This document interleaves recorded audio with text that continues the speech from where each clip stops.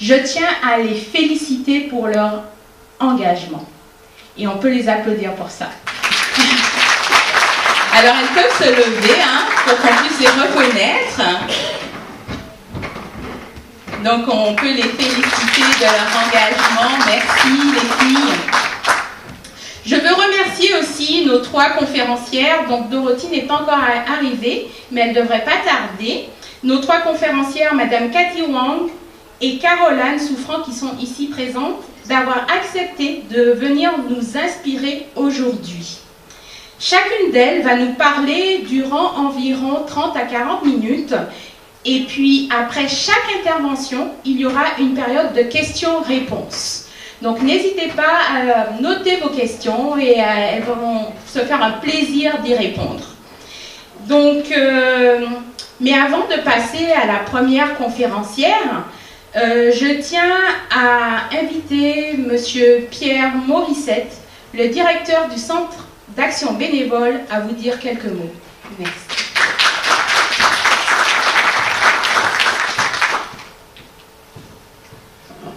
Merci beaucoup, Marie-Noël. Et je dirais, dans mon cas, bonjour et bienvenue à toutes. Et je me sens vraiment bien entouré aujourd'hui. Et on a quand même un courageux jeune homme de Montréal-Nord qui s'est joint à la conférence cet après-midi. Alors, faites-y attention. Alors, voilà, mon nom est Pierre Morissette. Je suis le directeur général du Centre d'Action Bénévole. Et je suis vraiment très heureux de voir que vous avez répondu aujourd'hui à notre invitation à échanger sur la place des femmes des minorités ethnoculturelles dans les organismes communautaires de son territoire. Le CABM compte plus de 400 membres et partenaires affiliés. Ce sont en grande partie des organismes communautaires et des associations dans une grande diversité de secteurs d'intervention, mais en particulier dans le domaine de la santé et des services sociaux.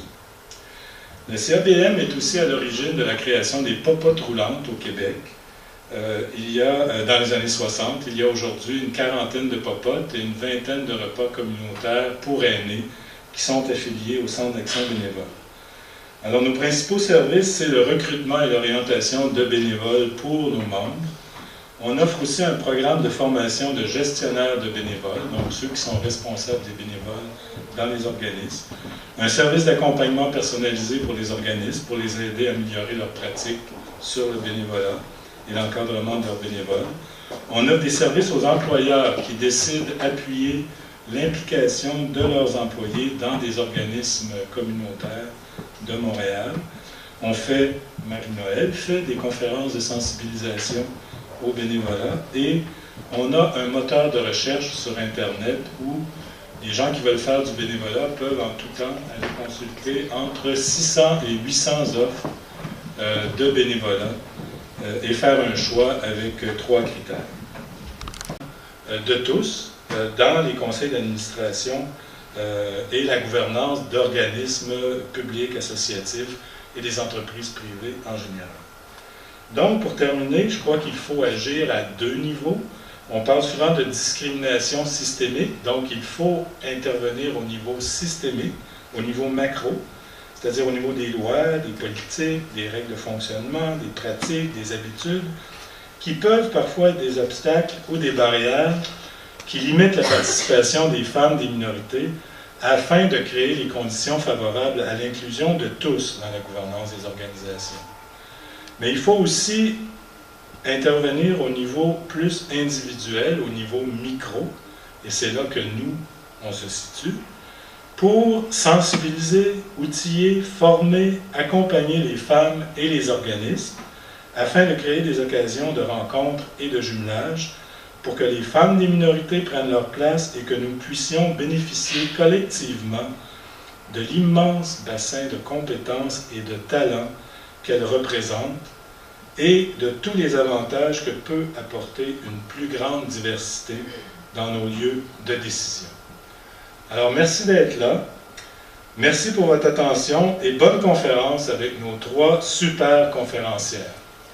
Bon après-midi.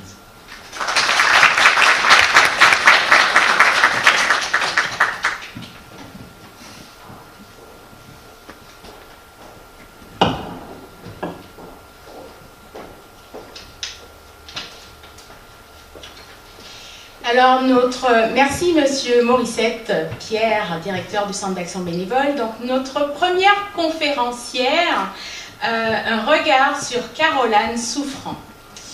Caroline Souffrant est travailleuse sociale, s'impliquant dans la communauté pour diverses causes sociales depuis le début de son adolescence. Elle poursuit actuellement des études de cycle supérieur en travail social à l'université de McGill. Conférencière depuis 2015, on a notamment pu l'entendre sur les scènes de TEDx et de We Day Montréal. En 2017, l'Alliance canadienne pour la maladie mentale et la santé mentale l'a nommée Visage. Je suis vraiment, comme je disais, très heureuse de vous voir en si grand nombre. Voilà, c'est ça, elle m'a présenté. C'est toujours un peu spécial aussi de venir parler de soi pendant... de venir parler de soi pendant 40 minutes. Mais je pense que c'est nécessaire qu'on le fasse parce qu'il faut qu'on soit plus à prendre la parole, qu'on s'impose, qu'on prenne notre place. Puis je pense que c'est important en ce sens-là. C'est pour ça que je le fais à chaque fois, même si c'est toujours un petit peu, pas inconfortable, mais c'est ça, il faut prendre notre place malgré tout. Je vais juste prendre ça. Oups. Ouais, je sais pas si ça fonctionne ici à nous.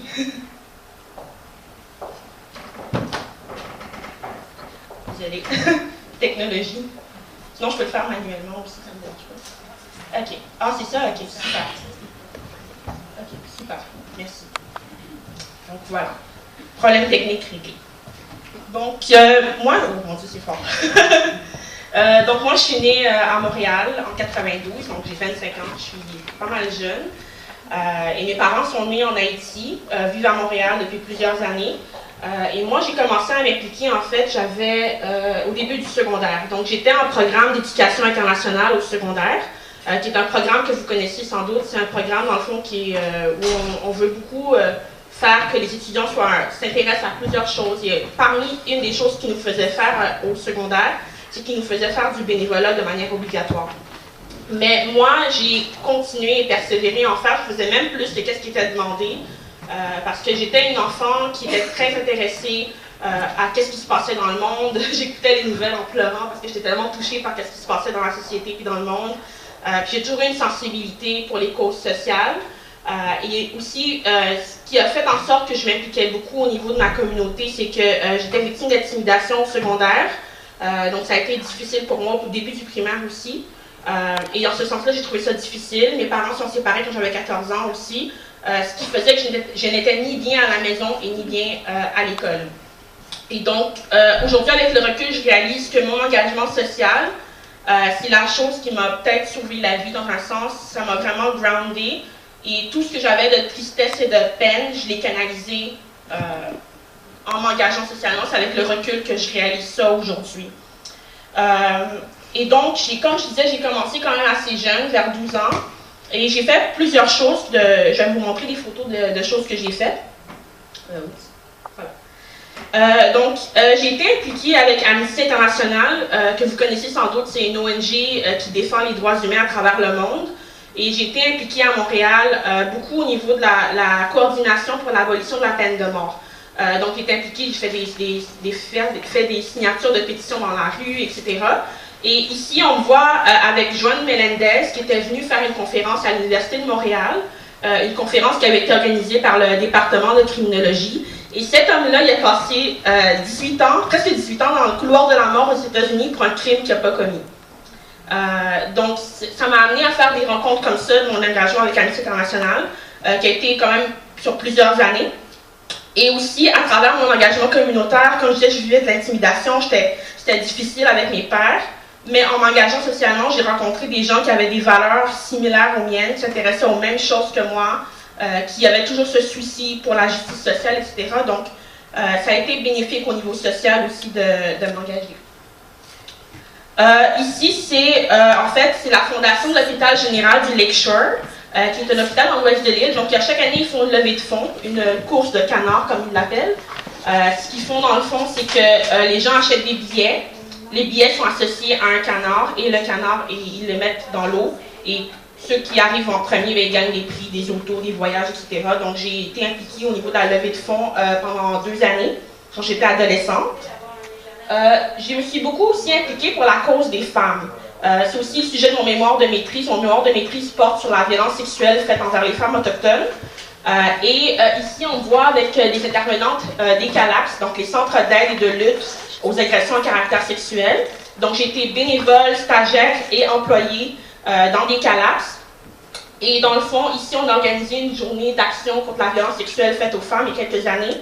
Donc, on a projeté un film qui portait sur ce sujet-là. Il y avait des comédiens du film qui étaient présents pour faire un panel. Et donc, j'ai été impliquée beaucoup avec eux. Et la violence sexuelle, c'est une cause qui me tient particulièrement à cœur parce que je trouve qu'on vit dans une société où ça tend à changer, où on responsabilise beaucoup les victimes et on déresponsabilise les agresseurs. Il y a beaucoup de changements en ce moment par rapport à ça, mais c'est une cause qui m'intéresse depuis l'adolescence. Je connais beaucoup de personnes autour de moi qui ont été touchées par ça directement.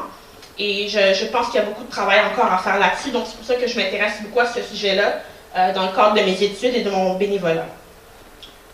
Comme elle l'a mentionné aussi, j'ai été ambassadrice jeunesse pour un projet qui s'appelle Jeunesse, #Jeunesse75MTL. Et donc, ce projet-là, ça a été la plus vaste consultation qui a été jamais menée sur l'île de Montréal pour les jeunes. Donc, ce projet-là, dans le fond, c'est qu'ils ont nommé un ambassadeur par arrondissement de la ville de Montréal. Et chaque ambassadeur était chargé d'aller consulter les jeunes sur son territoire pour voir c'est quoi leurs préoccupations, leurs rêves, leurs désirs, leurs espoirs pour Montréal. Et dans le cadre de ce projet-là aussi, on a été à l'international. Donc, moi, j'ai été au Maroc pendant 10 jours dans le cadre d'une mission exploratoire pour voir qu'est-ce qui se faisait bien pour la jeunesse ailleurs dans le monde. Et à la fin de ce projet-là, il y a eu un sommet jeunesse. Un sommet, c'est une photo des consultations qu'on a mis dans l'ouest de l'île. Puis il y a eu un sommet jeunesse en mai. J'ai aussi fait cette année, l'année dernière en fait, le Parlement jeunesse du Québec. Ouh, j'ai sifflé, je parle vite. OK. Donc c'est ça, donc le Parlement jeunesse du Québec est une simulation parlementaire au provincial. J'avais pas été choisie la première année que j'avais appliqué. J'ai réappliqué l'année dernière, mais j'ai été choisie. Donc j'ai eu cette expérience-là aussi. Et j'ai été aussi au niveau fédéral. À l'Université McGill, il y a un programme qui s'appelle Women in House, qui est un programme qui vise à faire augmenter la participation des femmes en politique fédérale. Donc, j'ai été participante en 2016 avec la députée Alexandra Mendez, que j'ai suivie pendant toute une journée. Donc, c'est un programme qui est non partisan aussi en passant. Puis, on a amené une quarantaine de jeunes à Ottawa pendant une journée. Puis, elle suivait une sénatrice ou une députée pour toute une journée. Donc, c'est quelque chose que j'ai fait également. L'année dernière, en fait, j'ai été co-coordonnatrice de ce programme-là par la suite. Mais quelque chose qui est très important pour moi aussi, que j'ai fait en 2015, qui a vraiment changé ma vie. J'ai fait une conférence TEDx en 2015 à Québec. Ça s'appelait « Le rétablissement santé mentale, c'est possible ». Parce que comme je l'ai dit plus tôt, j'ai vécu des difficultés au niveau personnel quand j'étais enfant et adolescente. Et ça a eu un impact sur ma santé mentale dans le sens où j'ai eu des symptômes dépressifs très tôt, des pensées suicidaires aussi très tôt dans ma vie. Et ça a été difficile. Mais je dirais aussi que le soutien des enseignants, parce que j'avais de la facilité à l'école, puis j'aimais beaucoup apprendre. Et mes enseignants voyaient ça. Je me souviens par exemple, c'était en dernière année du secondaire, j'étais en pleine dépression, j'étais vraiment pas bien. J'avais fait une présentation orale pour un travail dans un cours, j'avais eu la deuxième meilleure note de la classe. Puis par la suite, c'était l'heure du dîner, puis j'ai été dans la cafétéria manger avec tout le monde. Puis il y avait ma prof de français du cours en question qui était là, qui surveillait l'heure du dîner. Puis elle m'a dit, ben, viens ici Caroline, puis je suis allée la voir, puis elle m'a dit, tu sais que t'es forte. Fait que ça... Et puis elle savait pas que j'allais pas bien à ce moment-là, fait que c'est quelque chose qui est resté en moi. Le soutien des enseignants, des professeurs, de mes parents aussi, à travers les moments qui étaient plus difficiles émotionnellement pour moi. Puis je voudrais aussi remercier ces gens-là aujourd'hui, dans le sens où souvent on me dit ben, où tu trouves la force et le courage de faire ces choses-là, mais c'est parce que je suis soutenue. J'ai du soutien, j'ai des gens derrière moi qui me backent depuis le début. Et c'est ça qui me donne le courage de continuer puis d'avancer. Sans ces gens-là, je pense pas que je serais capable. Donc, je pense que c'est important de le dire.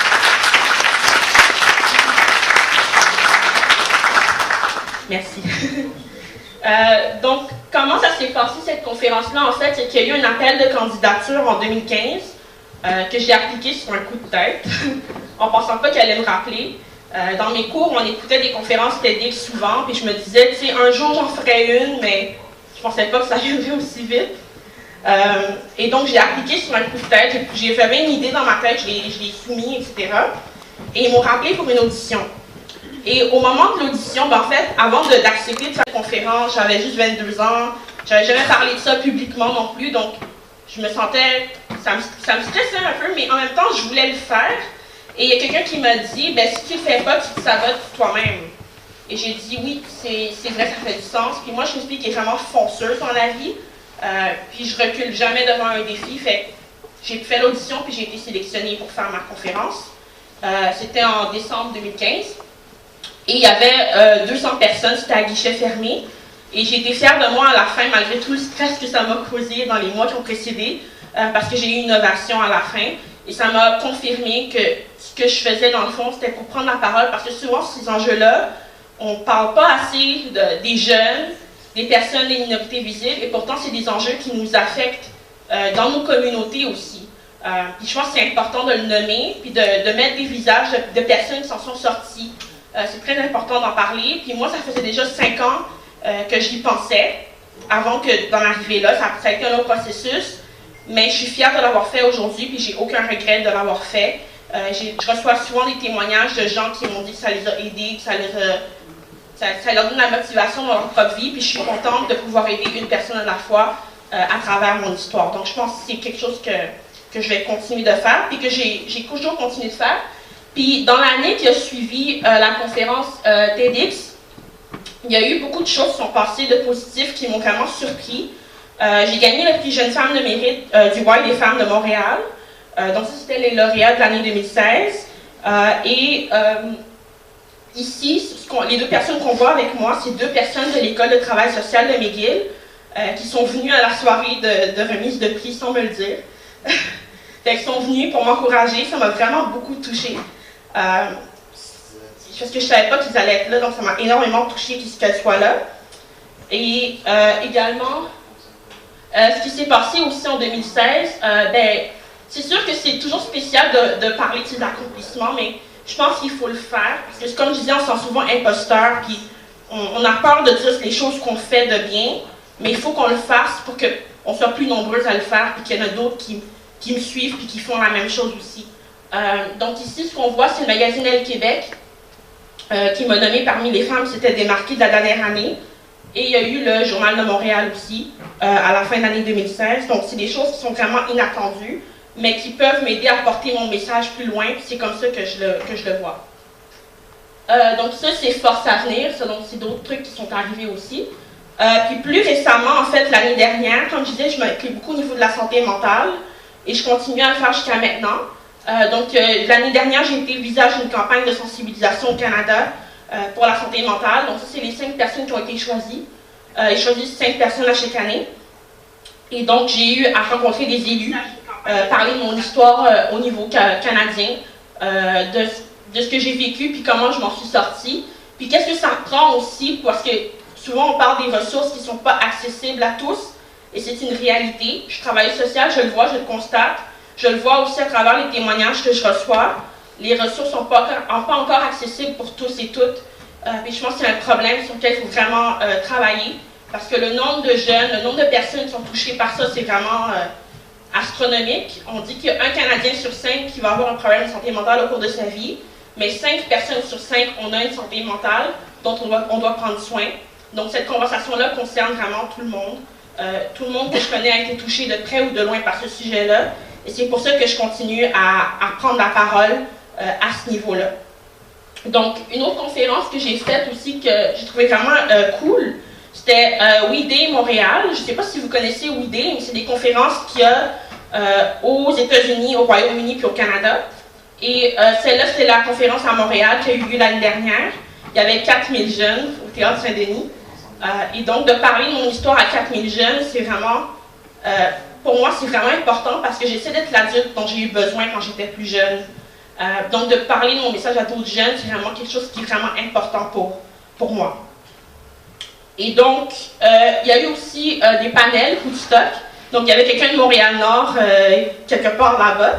Et donc, Woodstock, c'est un forum social qui a eu lieu à Montréal-Nord. Depuis quelques années, j'ai eu l'occasion de faire un panel sur la santé mentale à ce niveau-là. Et je me suis impliquée aussi avec Jack.org, qui est un organisme canadien qui est vraiment impressionnant dans le sens où c'est un organisme où il y a des tas de jeunes à travers le pays qui se réunissent pour parler de santé mentale. Donc, il y avait 200 jeunes à travers le Canada et j'ai été à leur sommet il y a quelques années en fait. Et pour conclure, désolée, je parle vite. Pour conclure, en fait, c'est que là, j'étudie en travail social. Là, c'est la photo de ma graduation l'année dernière. J'ai eu mon bac en travail social, donc là, je suis travailleuse sociale et j'étudie à la maîtrise et je pense continuer même après.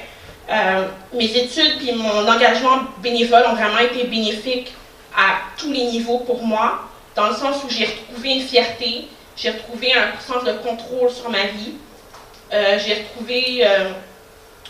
je me suis groundée, ça m'a vraiment groundée de m'impliquer socialement, puis je ne me vois jamais arrêter de le faire. Tant que j'aurai l'énergie physique et la passion pour le faire, je continue de le faire. Puis je pense que c'est important de montrer ce qu'on fait de bien dans notre société, parce que souvent, on a une image plus négative des personnes des minorités visibles, et je pense qu'il faut briser cette image-là. C'est ça que j'essaie de faire à tous les jours, de rencontrer les gens, de leur parler, de les écouter, et vraiment d'avoir une relation avec eux positive, puis de servir un peu de mentor, si je peux l'être pour certains jeunes. Et pour le futur, mais en fait, je me vois continuer de faire ce que je fais aujourd'hui. Je me vois continuer donc de m'engager et j'aimerais ça éventuellement avoir une famille un jour. Et donc, c'est ça, mais je suis heureuse aujourd'hui, je suis bien dans ce que je fais. C'est sûr qu'en conclusion, je dirais aussi qu'il ne faut jamais prendre ça pour acquis. Tout peut s'écrouler du jour au lendemain. Et je fais très attention à tout ça parce que je sais que ma santé, c'est pas quelque chose qui est acquis à 100%. Et je le répète souvent, c'est un processus, le rétablissement de santé mentale. Il peut y avoir des bonnes journées, il peut y avoir des moins bonnes journées. Puis même les gens qui semblent les plus forts peuvent avoir besoin de soutien par moment. Donc je pense que c'est important de garder ça en tête, qu'il n'y a jamais rien d'acquis dans la vie. Donc c'est pour ça qu'il faut vivre sa vie à 100%. Donc voilà.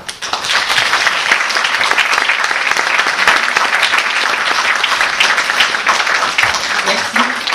Je parle vraiment vite. Je suis comme essoufflée. Je ne sais pas s'il y a des questions. Gênez-vous pas, je suis vraiment très ouverte. Oui? Ta thèse, ta maîtrise, en fait de quoi? Oui, donc comme je disais, ma maîtrise est sur la violence sexuelle envers les femmes autochtones. Donc ce que je prévois de faire, c'est d'aller interviewer des intervenants pour leur demander c'est quoi les réponses sociales qui sont aidantes ou pas aidantes envers ces femmes-là quand elles dévoilent qu'elles ont été agressées. Donc ça, c'est mon projet de maîtrise. Ouais. Oui? Je tiens d'abord à te remercier pour ta présentation qui est très inspirante. Merci. J'arrive à constater que tu as expliqué par rapport à l'extension de l'événement communautaire. Alors, quels sont les défis? Est-ce que tu peux en lister quelques-uns?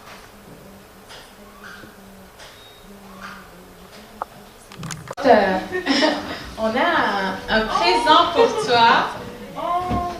Alors, pardon? Et surtout, Caroline, pour tout le plaisir que tu as à t'engager. Je pense que ça mérite bien encore une petite main d'applaudissement.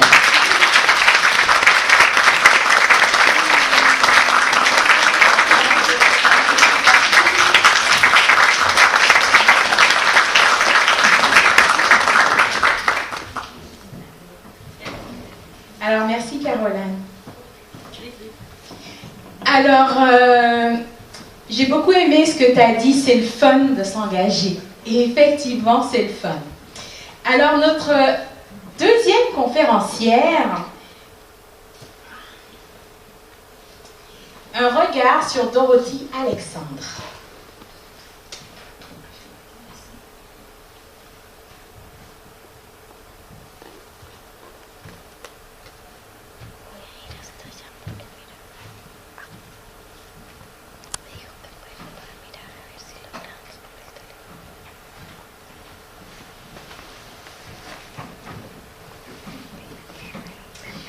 Engagée socialement depuis 15 ans, Dorothy Alexandre utilise sa plume et sa voix afin de créer des ponts entre des personnes de divers horizons. Entrepreneur en communication, elle est toujours prête à donner au suivant. Dorothy Alexandre s'investit dans de nombreuses initiatives sociales et caritatives ainsi qu'en gouvernance. Elle est notamment la présidente du Conseil des Montréalaises, un comité consultatif qui fait des recommandations auprès de l'administration municipale en ce qui a trait à l'égalité entre les femmes et les hommes et à la condition féminine. Elle donne également des conférences sur la motivation, la communication et les choix de carrière dans des écoles et offre du mentorat auprès de jeunes femmes afin de prôner la résilience, la persévérance et le dépassement de soi. L'implication sociale active de cette bachelière en sciences de l'exercice lui a valu plusieurs distinctions, dont celle de modèle dans notre société, décernée lors du Black Canadian Awards à Toronto en 2014. Sous vos applaudissements, je vous demande d'accueillir Madame Dorothy Alexandre.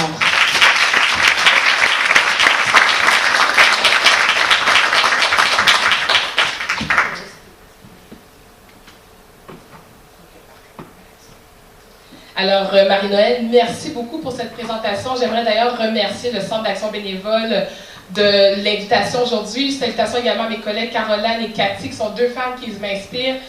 Aujourd'hui, je vous dirais qu'avant de venir, j'étais un peu nerveuse. Pourquoi? Pourtant, je suis habituée de parler en public.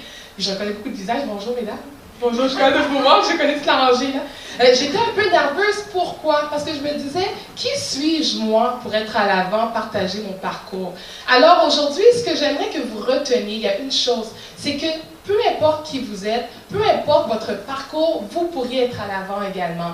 Il suffit de savoir quelle est votre histoire, il suffit de savoir comment vous voulez la raconter et qu'est-ce qui compte également pour vous. Et je voudrais que pour moi, comme l'a mentionné Marie-Noëlle, c'est un peu le cas de mes deux collègues ici, l'action bénévole, l'engagement citoyen est au cœur de tout ce que j'ai fait. C'est vraiment au cœur de ma vie, c'est une pierre angulaire, comme quelqu'un, tu m'as dit tout à l'heure, tu ne peux pas parler, mais tu as dit à tout le monde, Caroline, est-ce que tu dors? Oui, on dort, mais même si on dort, on sent que cet engagement social-là, il doit être présent. Je dirais qu'après Dieu, ma famille, moi-même, vraiment l'engagement social, ça vient même avant ma carrière. Pourquoi? L'engagement social a ouvert toutes les portes de ma carrière et je vais vous expliquer ça maintenant. Alors, si on fait un petit retour, j'ai 37 ans. Quand j'étais enfant, j'étais la fille la plus gênée du monde. Il y a des gens ici qui me connaissent depuis un peu longtemps. Hein? J'étais la fille la plus gênée du monde. Qu'est-ce que ça veut dire? Ça veut dire qu'au secondaire, j'avais de la difficulté à sourire en public, à respirer en public. Et l'anecdote que je donne, c'est lorsque je jouais au handball, je courais, je prenais mon petit ballon, je faisais mes petits pas, et lorsque venait le temps de faire ce fameux lancer au panier, qu'est-ce que vous pensez que je faisais à la dernière seconde? Je figeais, peut-être, laissais tomber, quoi d'autre? La passe à quelqu'un. Sincèrement, et je vous dirais que cette analogie-là était l'analogie de ma vie pendant de nombreuses années. Vous savez, quand vous voulez faire quelque chose et finalement, qu'est-ce que vous faites? Vous faites la passe à quelqu'un. Au lieu de foncer, au lieu de dire oui, je suis capable, même si je tombe, ce n'est pas grave, je vais me relever. Donc, c'est cette fameuse passe-là, oui, des fois, il faut la faire, la passe, mais des fois, il faut tenir son ballon et foncer, même si on n'est pas trop certain dans quelle direction qu'on se dirige. Alors, je vous parle de mon secondaire, de mon cégep, donc encore une fille un peu gênée, et fille d'immigrants haïtiens, comme tout bon enfant d'haïtien, qu'est-ce que je vais devenir? Médecin. Alors, là, je vois les gens, mais oui, ça fait partie de l'héritage qu'on reçoit. À part la soupe Joumou du 1er janvier, devenir médecin fait partie de cet héritage-là. Alors, devenir médecin faisait partie de mes options de carrière au cégep. J'avais une bonne cote R. Je pense qu'à l'époque, j'avais, je ne sais pas si ça s'appelle encore comme ça, là, mais 29, 30, mais c'est pas assez pour entrer en médecine. Donc, qu'est-ce que vous pensez que j'ai fait? Pardon? Non, infirmière. Non, je ne peux pas être infirmière. J'ai poursuivi à l'université dans le domaine de la santé dans l'optique de monter ma moyenne pour aller en médecine. Alors, j'ai fait un autre 3 années pour me rendre compte, après 1 année et demie, que ce n'était pas pour moi le domaine de la santé. C'est-à-dire que j'aime les gens, j'aime côtoyer. J'ai peur du regard des gens, parce que si je commence quelque chose et que je ne le finis pas, on va dire que je suis une quitter, donc une personne qui lâche. Levez la main. Alors, on est en famille. Alors, ça, c'était moi. C'est la raison pour laquelle humble. J'étais la femme la plus perdue du monde parce que je me disais, j'ai un bac, C'est-à-dire que j'ai une certaine intelligence, j'ai une certaine capacité d'adaptation. Par contre, je ne sais pas dans quel domaine que je vais me diriger. Mais, puisque je suis une femme qui aime se renouveler, c'est d'ailleurs le titre de ma conférence, se renouveler pour mieux avancer, je n'ai pas eu peur d'accepter certaines initiatives ou certaines opportunités qui me permettraient de grandir, qui me permettraient de découvrir qui je suis. Parce que je vous promets qu'on apprend à se découvrir lorsqu'on sort de notre zone de confort. C'est toujours comme ça, toujours, toujours, toujours. Alors, on m'a proposé une opportunité qui était de vendre des cosmétiques. C'était pendant 4 ans que j'ai fait cela. J'ai pas fait beaucoup d'argent, je voudrais que j'ai même presque fait faillite. Par contre, c'est à cette époque-là que j'ai rencontré des femmes extraordinaires qui m'ont, comme on dit en anglais, empowered. À l'époque, je ne savais pas qu'est-ce que ça voulait dire, to be empowered. Je ne savais pas ce que ça veut dire d'avoir cet entourage de femmes qui croient en toi. Et j'aimerais vous rappeler pas vous rappeler, vous ne savez pas, que je n'aimais pas qui j'étais. Je n'aimais pas ma couleur de peau. Je me trouvais trop foncée. Je n'aimais pas mes cheveux. Parce que dans ma famille, ou même à l'étranger, les gens me disaient, « Tu sais quoi, Dorothy? T'es belle, t'es foncée, mais c'est correct, t'as beaucoup de cheveux. » Alors, non, mais c'est vraiment, c'est un élément qui revient souvent parmi les femmes noires, c'est-à-dire qu'on, comment dirais-je, on associe notre beauté à notre chevelure. Jusqu'au jour que là, je suis rendue naturelle, que j'ai rasé mes cheveux il y a à peu près presque 10 ans, que j'ai vraiment découvert que je m'aimais comme j'étais. Donc, à cette époque-là, il y avait de nombreuses femmes qui m'ont dit « Dorothy, tu sais quoi, t'es belle, t'es bonne, t'es fine, t'es capable. » Pour la première fois de ma vie, j'étais devant des groupes de femmes, je leur enseignais les cosmétiques, donc j'avais cette capacité de vulgarisation que je ne connaissais pas. Et là, ce fameux potentiel là, qui dormait à quelque part ici, il s'est mis à monter tranquillement. Mais encore une fois, j'étais perdue, comme je dis, j'ai pas fait beaucoup d'argent. Donc, en 2006, j'ai multiplié, je vous dirais, en 2006, en 2002 et 2008, les emplois. Et moi, j'ai fait 10 emplois en 10 ans. Par contre, la trame narrative de ma vie, même à cette époque pendant laquelle j'étais perdue, c'était le bénévolat. Quand j'étais à l'université puis au cégep, je coachais, donc j'étais entraîneur au primaire, donc au niveau du handball. Ensuite, j'ai été sur le conseil d'administration du Carrefour Jeunesse Emploi de Rivière-des-Prairies. Or, pour moi, je le faisais vraiment parce que j'aimais ça, parce que j'aimais redonner aux gens et que tranquillement, je pense qu'au fond de moi, je savais que j'allais chercher un petit côté d'estime de moi-même sans trop savoir c'était quoi. Alors, on retourne en 2006, plus tard, 2 ans plus tard, 2008. Qui est élu aux États-Unis en 2008? Barack. Donc, Barack Obama, le jour que je l'ai rencontré, je vais lui dire qu'il a changé ma vie. Non seulement parce qu'il a été le premier président noir, mais parce qu'en 2009, donc janvier 2009, son premier voyage à l'étranger a été à Ottawa. Et c'est à l'époque, je me suis dit, tu sais quoi, Dorothy, va le voir. Il y a une jeune madame, une jeune femme d'Ottawa, Rachel Descostes, qui avait organisé un voyage communautaire, donc un voyage collectif, pour se rendre à Ottawa, pour assister justement à cette fameuse rencontre entre Stephen Harper et Barack Obama. Donc, bien sûr, avec ma petite incrédulité, je me suis dit, peut-être qu'il va me voir, qu'il va me saluer. Mais bref, on était vraiment loin. Il y avait la clôture. Ben, mon rêve a été brisé à cette époque-là. Mais c'était pas grave, je faisais partie de l'histoire. Mais pendant que lui, il écrivait son histoire, j'écrivais mon histoire sans même le savoir. Pourquoi? Parce qu'il y a un monsieur qui s'appelle Edner Kajisma, qui a fondé à l'époque, donc en 2009, bottinhaïtien.com. Et je ne sais pas s'il y en a ici qui connaissent ce média. Oui, quelques-uns. Donc, bottinhaïtien.com, qu'est-ce que c'est? On se rappelle, en 2009, les téléphones cellulaires intelligents n'existaient pas. Donc, d'avoir quelqu'un qui couvrait dans la communauté haïtienne des événements avec une caméra professionnelle. Donc, lorsque je l'ai rencontré sur la colline parlementaire à Ottawa, il était venu couvrir, c'est ça, cette venue de Barack Obama. Il m'a dit, Dorothy, est-ce que tu as envie de travailler avec moi? Je lui ai dit, mais pourquoi pas? Dans ma tête, je suis une fille perdue, j'ai un bac, je ne sais pas qu'est-ce que je vais faire avec. Donc, une opportunité de plus pour apprendre à me connaître, pourquoi pas? C'est alors que j'ai commencé à couvrir des événements dans la communauté haïtienne. Donc, je me coiffais, je me maquillais, je m'habillais et j'allais vraiment à tout mon professionnalisme faire des entrevues dans la communauté. Et comme je vous disais à l'époque, il n'y avait pas grand média. Radio-Canada TV ne se déplaçait pas vraiment dans nos activités. C'est vraiment différent par rapport à aujourd'hui. Et c'est à ce moment-là qu'il y a quelqu'un de TVA qui m'a découverte. Quelqu'un m'a découverte, donc c'est un chef d'antenne. Il m'a dit, mais Madame Alexandre, pour qu'est-ce que vous travaillez? Ben, moi, je dis, ben, pour bottinhaïtien.com, c'est un jeune média, je suis bénévole. Il me dit, est-ce que vous aimeriez travailler pour TVA Nouvelle, pour le groupe TVA?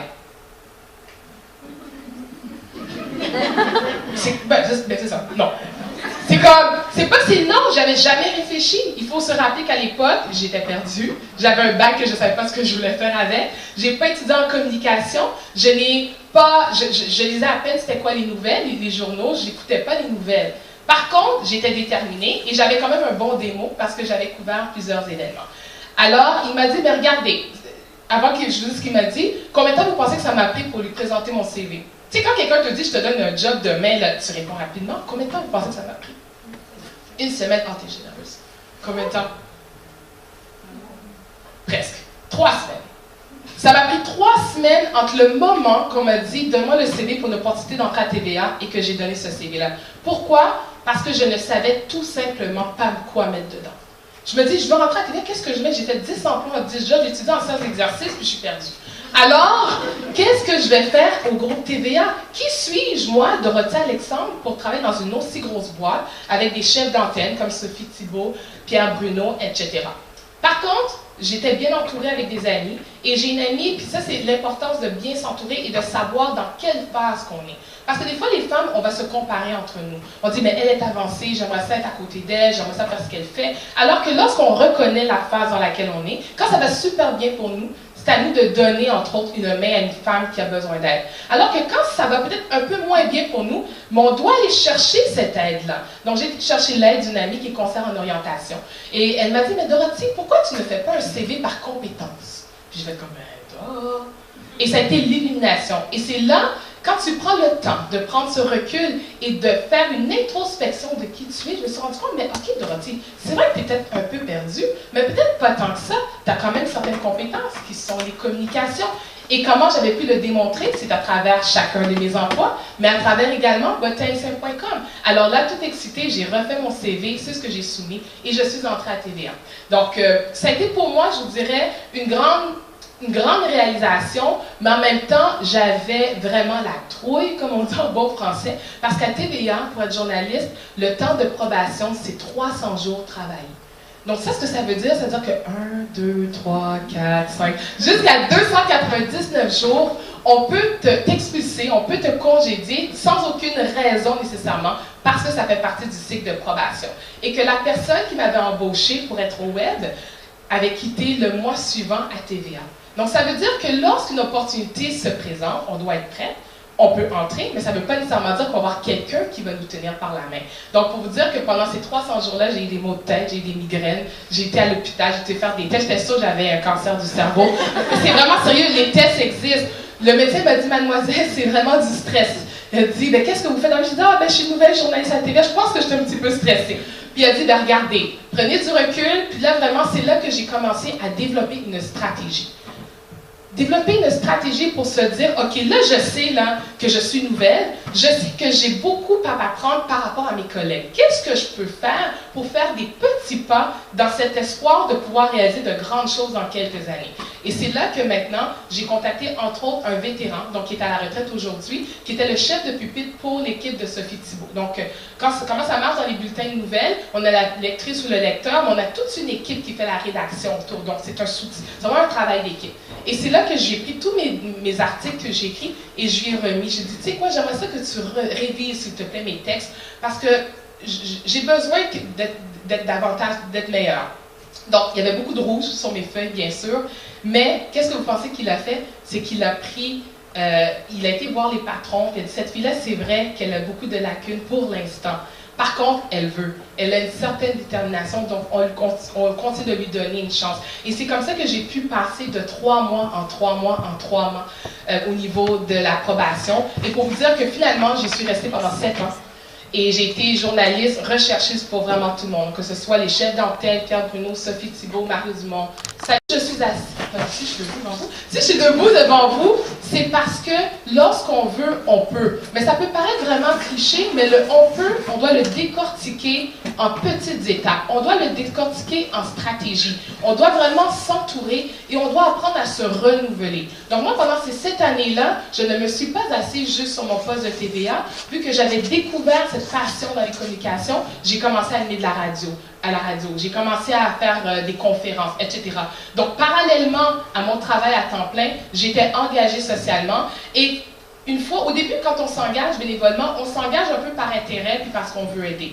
Mais plus on avance, plus nos intérêts vont vraiment se solidifier, vont se préciser. Et ma manière de m'imprégner un peu de mon engagement social par la suite, ça a été d'offrir mes services gratuitement comme animatrice. C'est-à-dire que vous avez des galas, des organismes communautaires qui n'ont pas les moyens de se payer un maître ou une maîtresse de cérémonie professionnelle. Donc pour moi, entre autres, c'était une de ces façons-là que j'utilisais pour donner aux suivants. Ensuite, ce sont toutes les implications sociales que j'ai eues, etc., jusqu'à ce que ça m'amène comme présidente du Conseil des Montréalaises. Mais avant que je vous parle de ça, il faut que je vous parle de ce battement que j'ai eu pendant mon congé de maternité et aujourd'hui que je suis entrepreneur. Parce que je vous ai dit l'importance d'apprendre à se renouveler et on se renouvelle souvent quand on frappe des portes, quand on a des obstacles. Quand on a des obstacles, on a deux choix. Soit qu'on pleure, on a le droit de pleurer, mais c'est soit qu'on pleure puis qu'on reste dans cet esprit de pitié, ou c'est soit qu'on dit, OK, je pleure. Moi, je dis, je pleure pendant 2 jours. Après ça, là, je me relève, puis je fonce. Et justement, pendant ma grossesse, j'avais eu une fausse couche en 2012. Et pour moi, ça avait changé vraiment beaucoup de choses dans ma vie parce que j'avais beaucoup identifié mon identité au fait de devenir mère. Donc, quand ça s'est tombé, je n'avais plus d'identité nécessairement parce qu'un des défis qu'on a, c'est de ne pas associer notre identité au travail, à un titre, à une profession, à une étude, à des études ou même à devenir mère. Parce que quand ça ne se réalise pas comme on le veut, qu'est-ce qui arrive? Il y a un certain vide qui arrive. Et moi, c'est ce qui est arrivé. Mais lorsque j'ai eu l'opportunité de tomber enceinte pour la 2e fois, j'ai été alitée à 4 mois. Et de 4 mois à l'accouchement, j'étais entre 4 murs. Alors, je n'avais pas le choix de réfléchir de nouveau sur ma carrière. Pourquoi? Parce qu'à TVA, je sentais qu'après 7 ans, j'avais fait le tour. Je sentais que j'avais envie de faire autre chose. Pourquoi? Parce que je vous ai dit initialement que l'engagement social est au cœur de ma vie. Cette réserve, ce devoir de réserve que j'avais comme journaliste commençait à me peser. Parce que je voyais les enjeux sociaux, que ce soit au niveau de la diversité, l'injustice sociale, la jeunesse, les femmes, que je me disais, je ne peux pas être juste dans une salle de nouvelles et ne pas porter ma voix ou ne pas contribuer à amplifier la voix d'autres personnes. C'est ainsi que pendant mon congé de maternité, je me suis dit, tu sais quoi, Dorothy, je pense que tu es prête à faire le saut. Puis il y avait certaines opportunités que je n'ai pas nécessairement réussi à décrocher. Puis je me suis dit, mais c'est peut-être correct, peut-être que ce n'est pas un environnement pour moi. Même si j'ai peut-être appris ce que j'ai à apprendre, j'ai des collègues extraordinaires, mais est-ce que je peux faire un pas de foi vers quelque chose, vers l'inconnu? Et ce pas de foi-là, je l'ai fait en mai 2016. Ça fait un peu plus d'1 an et demi. J'ai dit à mon conjoint, j'ai dit, tu sais quoi, je suis vraiment pas heureuse, j'ai envie de faire autre chose, j'ai envie de m'impliquer pour avoir des résultats concrets dans la société. Et c'est là que j'ai décidé de me lancer à temps plein. Donc, depuis mai 2016, je suis entrepreneur en communication. Encore une fois, je me suis renouvelée parce que j'étais sur Facebook, puis j'avais un contact qui organisait un forum économique. Et je lui ai dit, tu sais quoi, j'aimerais ça animer un panel. Je n'en avais jamais animé. Mais ma petite voix en dedans m'a dit, propose-lui. J'ai été acceptée. Ça, c'était en février 2016. Aujourd'hui, à ce jour, je pense que j'ai animé à peu près une 50aine d'événements et de panels. Pourquoi? Parce que pour moi, ce pas de foi-là, ou d'apprendre à me renouveler, m'a permis encore une fois de découvrir ce potentiel qui dort en moi. Et je conclurai cette partie-là de mon parcours en disant qu'1 an et demi plus tard, je suis une femme tellement heureuse, je suis une femme qui est tellement fière d'avoir fait ce pas de foi-là, parce qu'aujourd'hui, tous les contrats que je reçois, chaque sou qu'on me donne, à travers un contrat, c'est parce qu'une personne me fait confiance. C'est pas un salaire qui rentre à toutes les 2 semaines. Je dois sortir de ma zone de confort à tous les jours. Je dois entretenir mon réseau, mais je dois surtout démontrer à quel point mes valeurs sont importantes pour moi et que je les négocie pas. Alors, quelques messages pour vous que j'aimerais que vous reteniez par rapport à tout ce que j'ai dit, puis d'apprendre à se renouveler, et surtout grâce à l'engagement social, c'est que si vous ne savez pas trop où est-ce que vous en êtes dans la vie aujourd'hui, essayez l'engagement social. Puis quand j'ai essayé, c'est pas juste d'essayer, c'est de trouver une cause qui vous tient à cœur. C'est de trouver quelque chose qui vous fait vibrer, qui vous anime. C'est peut-être de retourner dans votre enfance, puis il y a peut-être quelque chose qui reste toujours en arrière-plan. Tu sais, des fois, il y a toujours une petite voix qui dit hey, « Mélanie, Julie, Nadège, pourquoi tu ne fais pas ceci? » Mais souvent, c'est relié avec nos intérêts et nos passions internes.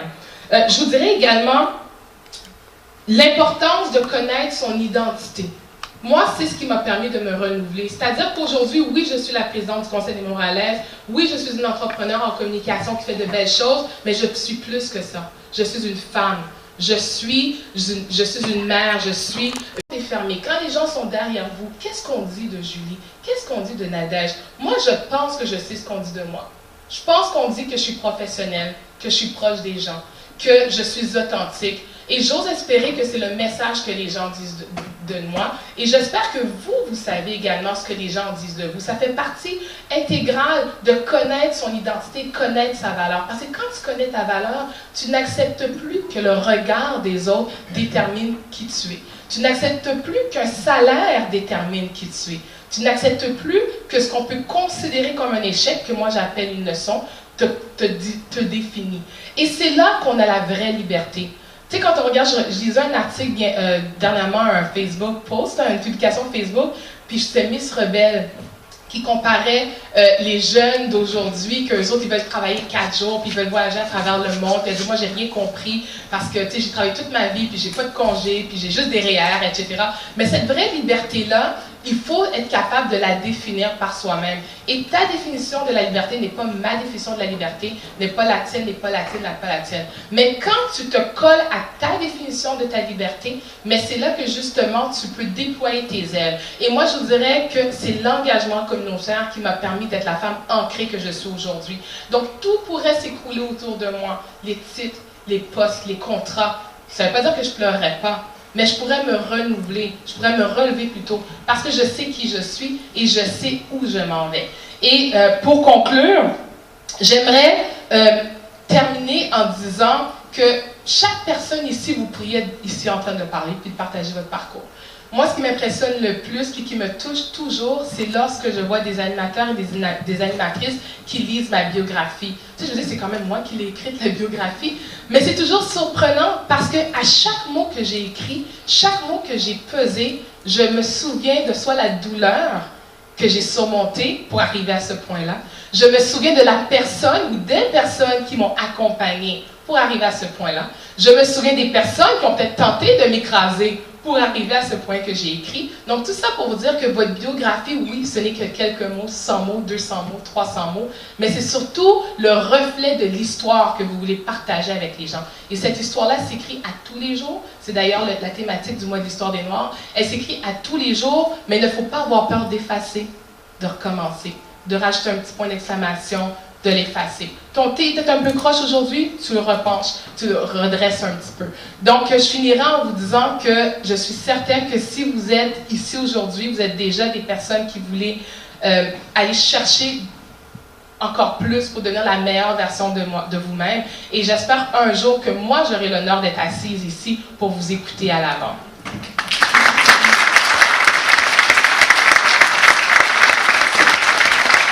Alors, avant qu'on passe à la période de questions, je tiens à présenter brièvement le Conseil des Montréalais. Je ne vais pas nécessairement passer à travers toutes les diapositives. Par contre, pour moi, c'est important. Puis d'ailleurs, ma prédécesseur, c'est Cathy Wong, qui a été ma mentor au niveau de la transition. Le Conseil des Montréalais, pour moi, ça a été vraiment ce pont quand je vous ai dit que je cherchais, quand j'ai quitté TVA, puis je cherchais à m'impliquer socialement, mais avoir un impact qui est vraiment concret, puis je vous dirais que je le retrouve à travers le Conseil des Montréalais.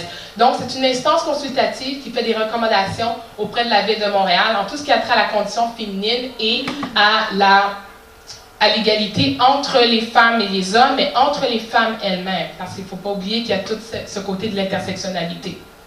J'espère que je vais connaître. Voilà. Donc, l'historique, je vais passer très rapidement.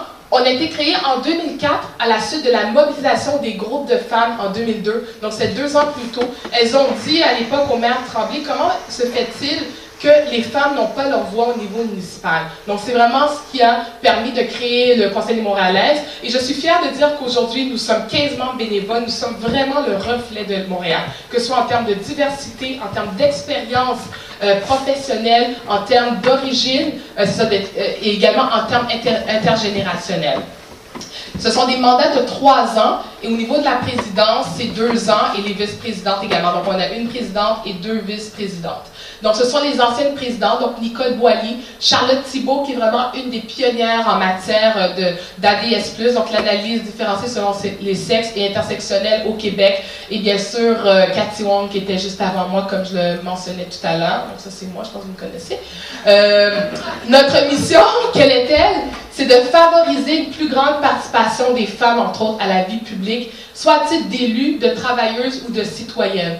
Donc, on a 3 axes qui gouvernent nos travaux. Gouverner la ville, travailler à la ville et vivre en ville. Donc, vivre en ville, c'est au niveau de divers enjeux comme la pauvreté, le logement, le transport. Gouverner la ville, ce sont nos élus. Donc, les élus font partie de nos préoccupations. Et vivre gouverner la ville et travailler à la ville, c'est que la ville de Montréal est le plus grand employeur. Donc, on parle de 28 000 emplois. Quelle est la position des femmes à travers cela? Si on parle de 3% de femmes cadres environ et 1,6% de ces femmes qui sont issues de la diversité. Donc, ça fait partie de nos priorités. Donc, tout ce qu'on fait, c'est qu'on émet des avis au conseil municipal, qu'on réalise des études et des recherches. Donc, on embauche vraiment des chercheurs qui vont se pencher sur les sujets ou les enjeux qui viennent à notre attention, soit à travers les groupes de femmes, soit des mandats de la Ville de Montréal, ou parce que nous, on décide de se pencher sur ces enjeux-là. Donc ça, j'en ai parlé. Et, je vais lire rapidement. On travaille en collaboration avec plusieurs partenaires externes, donc la Table des groupes de femmes de Montréal. On a également la Table régionale des centres de femmes Montréal métropolitain Laval, Fondation Parole de femmes qui existe depuis 2015, la Table des partenaires femmes et politiques municipales et divers groupes locaux. Alors, moi, on précise toujours, on n'est pas un groupe, on n'est pas on est des personnes qui amplifions la voix. On est une courroie de transmission entre les groupes de femmes et la ville parce qu'on est un avis consultatif. Donc, nous, on n'a pas une équipe comme telle de permanence. On a vraiment une personne et un tiers à la permanence, c'est-à-dire une coordonnatrice et une secrétaire qui se séparent entre les 2 autres conseils, donc que ce soit le conseil interculturel et le conseil jeunesse. On a d'ailleurs une représentante du conseil interculturel ici, Mme Sabine Montpierre. Et nous, on travaille en collaboration avec différents départements de la Ville de Montréal. Parce que notre défi, c'est que lorsqu'on a des enjeux, c'est de savoir qui fait quoi au niveau de la Ville, parce qu'à toutes les années ou presque, de façon soit quinquennale ou triennale, il y a entre autres des politiques, des règlements, des projets qui sont mis de l'avant par la Ville, qui sont dépeints par la Ville, et c'est de se dire comment est-ce que ces politiques-là tiennent compte de la réalité de toutes les femmes à Montréal. Donc c'est vraiment là-dessus qu'on se penche. Et comme je vous disais, on a une personne et un tiers au niveau du conseil. Puis nous, on est vraiment des personnes qui sommes bénévoles. Il y a par contre un compte de dépenses pour la présidente qui est de 10 000 $ annuellement et les vice-présidentes, c'est 5 000 $ pour chacune. Et finalement, au-delà de ce défi de l'employabilité, le défi est surtout davantage important dans ma capacité à me sentir appartenir au Québec. Parce que je suis née à Montréal, je suis née au Québec, mais j'ai grandi au sein d'une famille qui ne se sentait pas appartenir ici. Oui, à cause de l'emploi, mais également au niveau des réseaux. Il y avait encore cette nostalgie de vouloir revenir en arrière, de vouloir retourner en Asie. Il y avait encore cette idée-là qu'ici, au Québec, on n'était qu'ici que temporairement et qu'éventuellement on retournerait au Vietnam, en Asie, en Chine.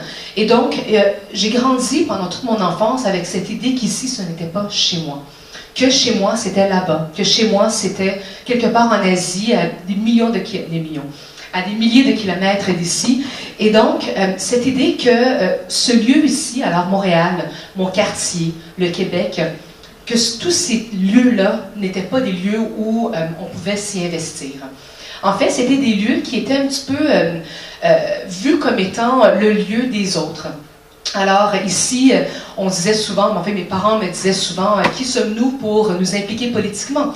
C'est à eux de prendre les décisions, c'est pas à nous. Nous, on est ici temporairement. Qui sommes-nous pour nous exprimer sur des décisions politiques? Parce qu'après tout, on ne vient pas d'ici, on n'est pas né ici, c'est à eux de prendre les décisions.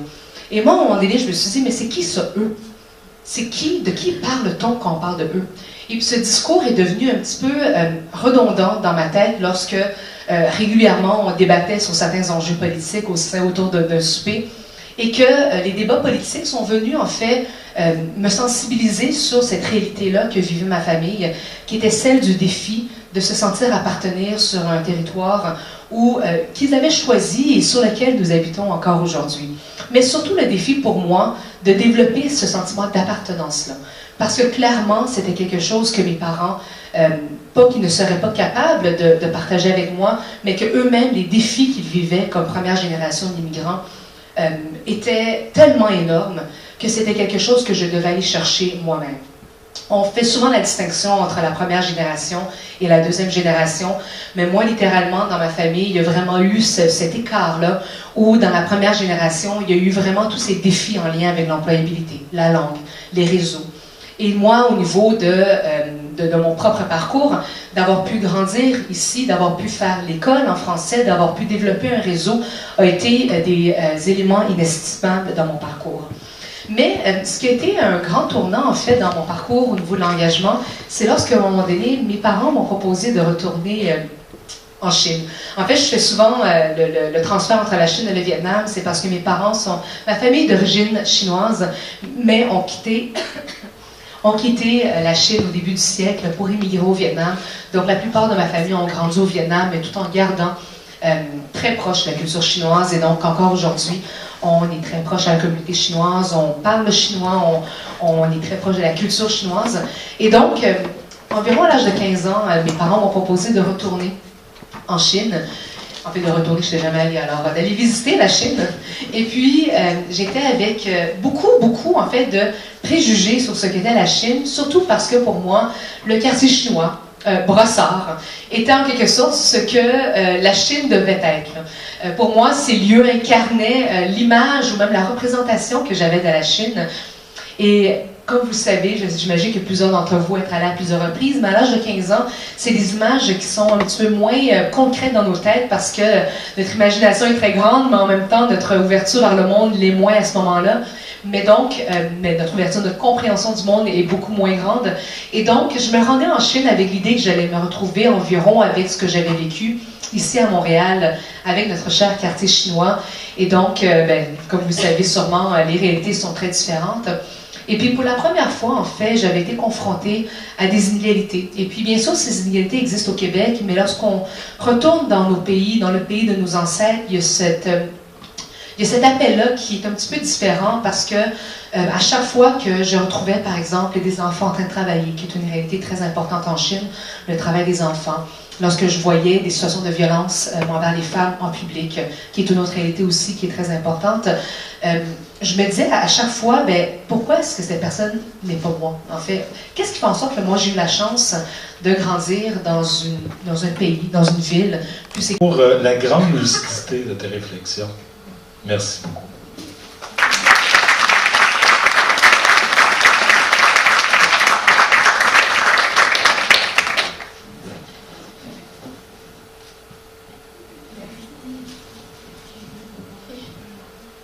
Merci Cathy. Je tiens aussi à remercier Caroline et Dorothy. Un grand tonnerre d'applaudissements pour ces trois conférencières.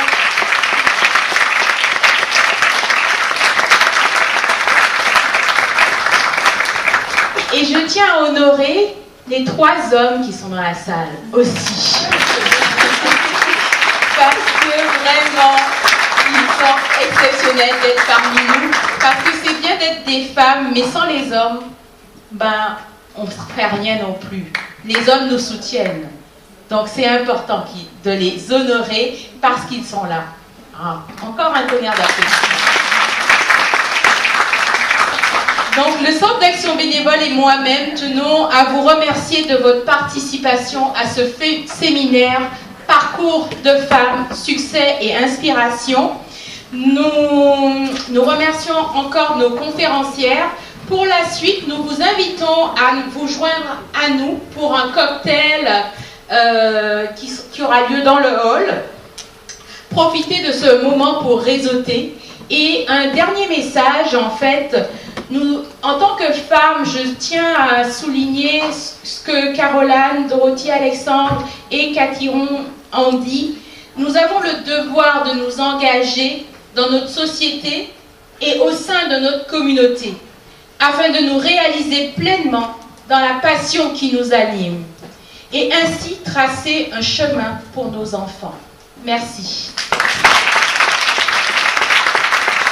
Alors, je vous invite à nous rejoindre dans le hall. Vous pouvez réseauter et boire un verre avec nous. Merci beaucoup.